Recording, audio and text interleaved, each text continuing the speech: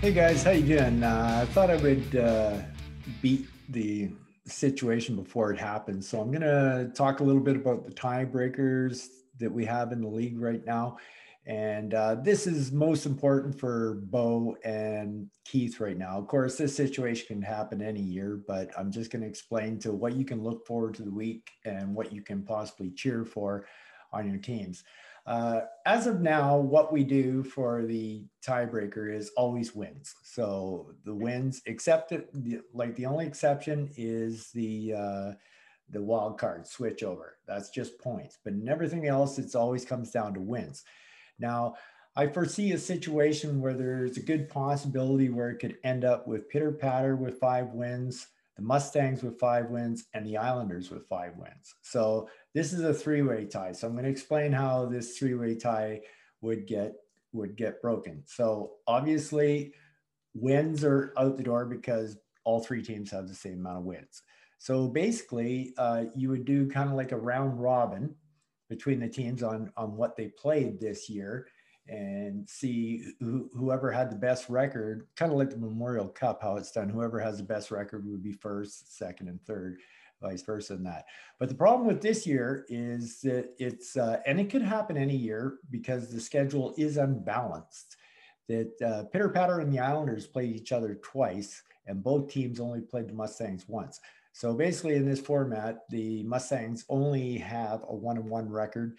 Pitter Patter has a 2-1 record as they beat both the Islanders and the Mustangs. And I'm assuming they're going to lose to the Islanders tonight. So we'll put the Islanders at 1-2 by beating Bo.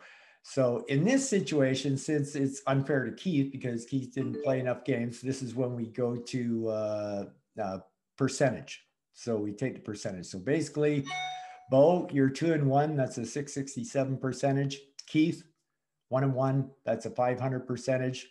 Islanders, 1-2. That's a 333 percentage. So the team with the best record would move up the standings, which for Steve would be bad news because he wants to get into the bottom four. But if all three teams tie, Bo will be the one going up into the next bracket, and the Mustangs and the Islanders will be going down into the lower one.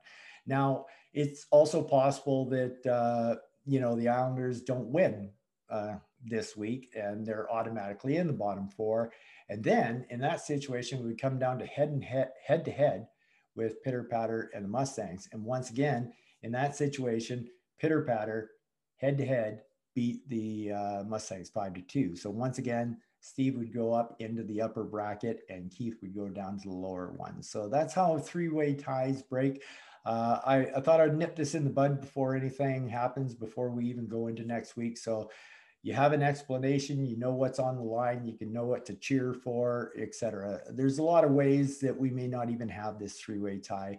The Islanders could lose both their games this week, or the Islanders could win both their games, and the Mustangs and Pitter Patter lose both their game, and both the Mustangs and Pitter Patter would be in, and the Islanders would be out. But so yeah, that's the situation how it looks right now for that tiebreaker. But there's also the possibility is just a head-to-head with Bo Steve and Keith. And unfortunately, almost in every situation, Steve, you I don't know how to say this. You either lost or you won. Technically, by standings, you want to move up, but not in this situation, what it is. So anyway, I just want to explain that to you guys so that you know what's on the line for this week. And best of luck to both of you. Peace out.